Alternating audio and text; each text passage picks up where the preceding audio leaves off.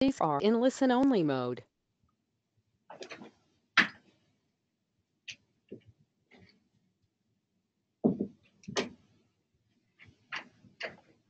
Welcome to webinar 10 in the Financial Abuse Awareness series. My name is Bill Mitchell.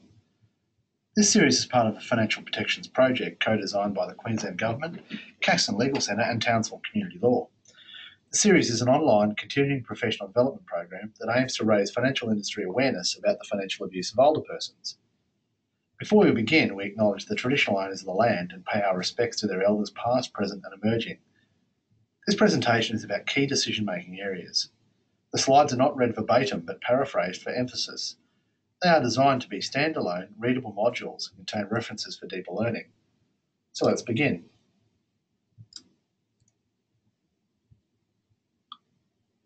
Before we begin this module, take a moment to think about this statement from the Review of Financial Capacity Measures.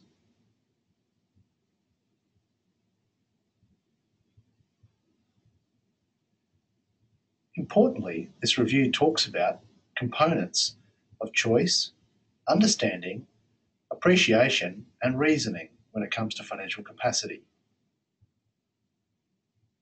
There are also conceptions that financial decision-making should be a person-centred model which focuses on the specific individual and their actual financial situation. This module includes the following topics. You can see them listed in the bullet points, and you can also see the learning outcomes in the right-hand side box.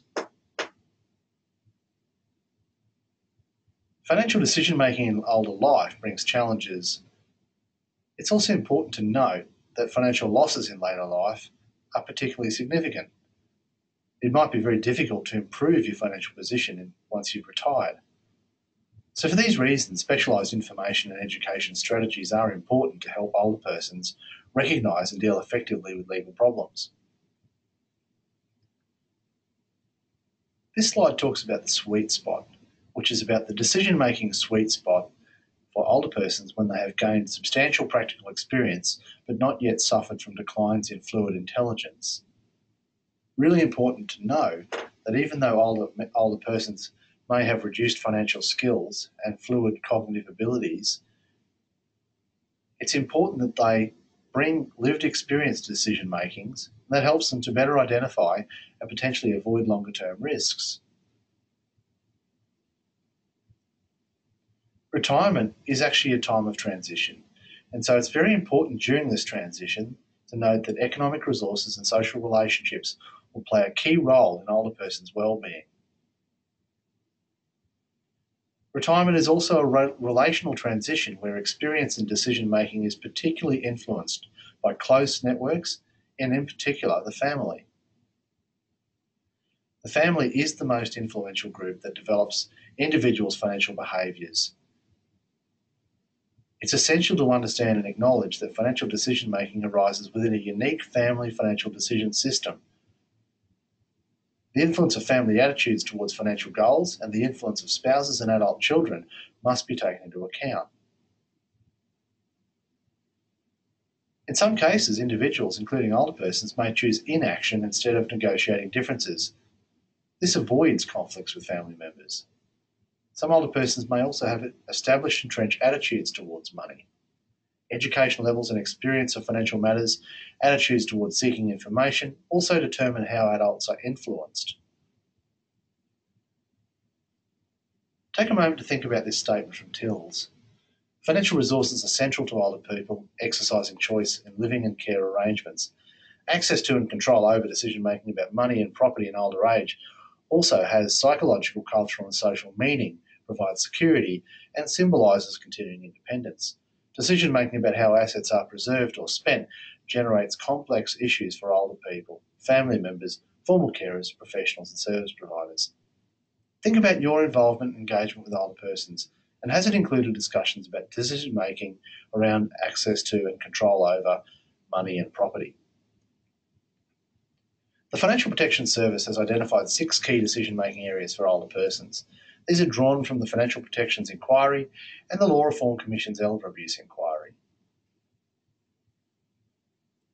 These 6 key decision-making areas include accommodation, money planning, retirement planning, estate and advanced care planning, co-living arrangements, and money agreements. There are a number of obstacles to self-protective action. In taking a person-centred approach, the Financial Protection Service acknowledges these obstacles to older persons taking self-protective action. These obstacles include inertia, confusion exclusion, self-exclusion, social exclusion, and financial exclusion.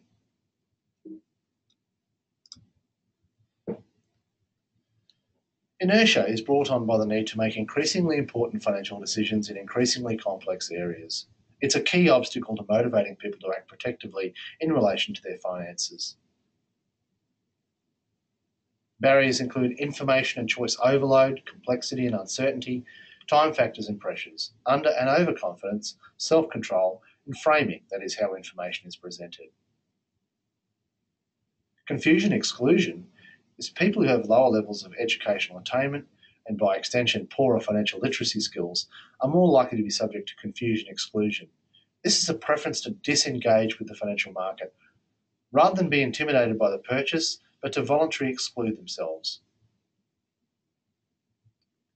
Self-exclusion means older persons can voluntarily disengage from the financial market based on perceived financial capabilities and personal preferences.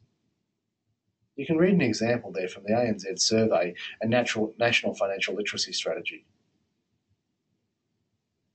So while older persons are likely to track finances closely, they are less likely to have a financial plan or to have examined financial investment options.